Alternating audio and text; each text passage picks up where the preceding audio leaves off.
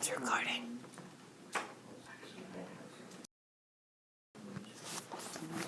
So what you just figured out in that activity is that we can categorize the answers to quadratic equations, and the number that we use for that is called the discriminant.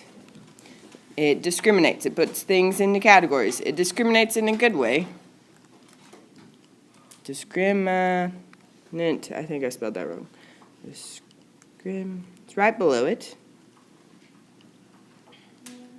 There we go. So the discriminant of a quadratic equation has to come from standard form. All right, and it's the value of the expression b squared minus 4ac. That's the number underneath the radical. It does not include the radical. It's just what's underneath the radical. So before you take the square root. That is called the discriminant. Now you kind of just figured out most of this out on your own. But if you take the discriminant, b squared minus 4ac, if it equals a positive number, you are going to have two real solutions. If it equals 0, you will have one real solution. If it equals a negative number, then you have two imaginary solutions and no real, but you can just say two imaginary. All right, now this middle column here is helpful in that you can use the discriminant to tell you how to solve the problem, what method to use, because a lot of times that's how people get stuck, is they don't even know how to start it. So this middle column can help you figure out how to start it. So say we get a negative number for our discriminant, you have to either use the quadratic formula or completing the square. One of the two. You can't use factoring or graphing because they won't work. If you get a 0, you can choose from any of the 4 methods. Okay, graphing on the calculator is usually pretty good. We can factor, quadratic formula, or completing the square. All 4 are good options. Same thing for if you get a square number, a positive square number, so like 4, 9, 16, 25, 49, you got all those. Okay, if you get something like that for the discriminant, you can use all 4 methods. If you get any other number that's non-square, then you either use quadratic formula or completing the square. I'm sorry. All right, any questions about that? That's basically what we're doing today, is using the discriminant to help us think about the problems. Like down below. It says using the discriminant, determine the type and number of solutions of x squared plus 6x plus 8. So the discriminant is b squared minus 4ac. What is our b value? 6. So 6 squared minus 4 times, what's our a value? 1. And c? 8. So let's see, that's 36 minus 32 equals 4.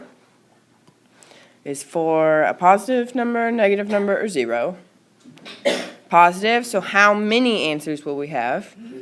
And what type? Real. Now, based on our chart up there, which methods would be appropriate for solving that equation?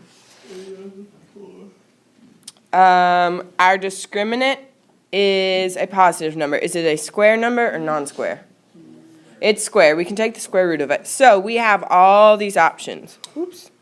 We can do factoring. We could graph it if we want. We could use quadratic formula. Or we could complete the square. Which one would you choose? Quadratic formula. Any of them are good. Quadratic formula is what we did yesterday. Completing the square is what we did in 5.7 last week. And factoring, graphing were before that in the first half of the chapter. So your homework, it starts out with just problems like this, where you just find the discriminant and tell me what kind and how many solutions it has. And then towards the bottom, you actually have to solve the equation. So you can choose what method to do. Do y'all need any reminders on any of the methods? Like, do you remember how to factor? Maybe we should go over factoring just real fast. Let's do it for this one.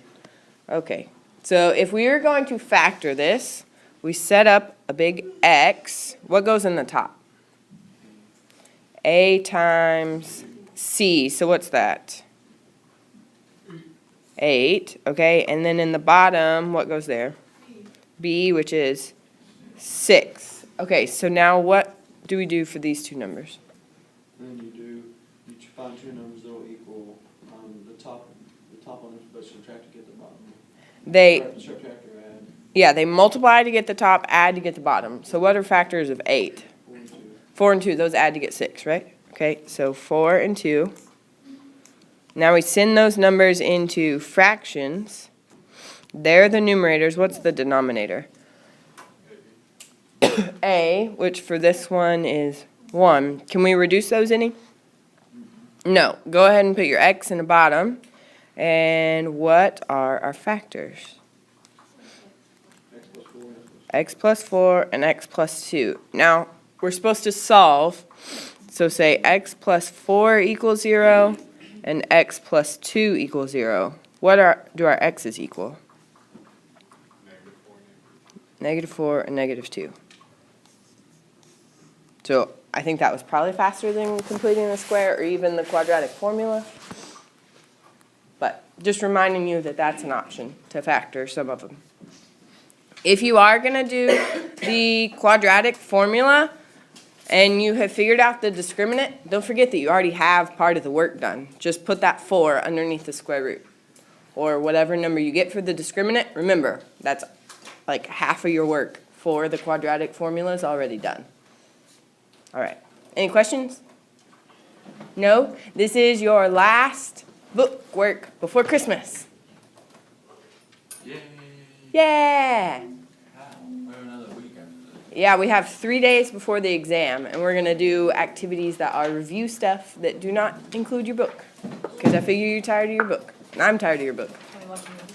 No, we are not going to watch a movie.